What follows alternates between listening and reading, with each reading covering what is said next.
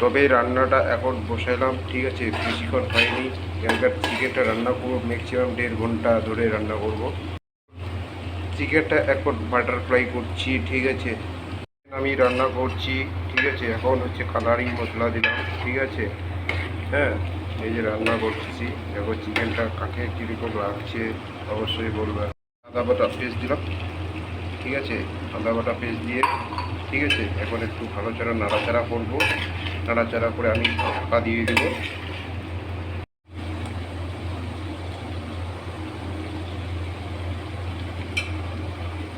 তবে আমার finally chicken কষা হয়ে গেছে, ঠিক আছে।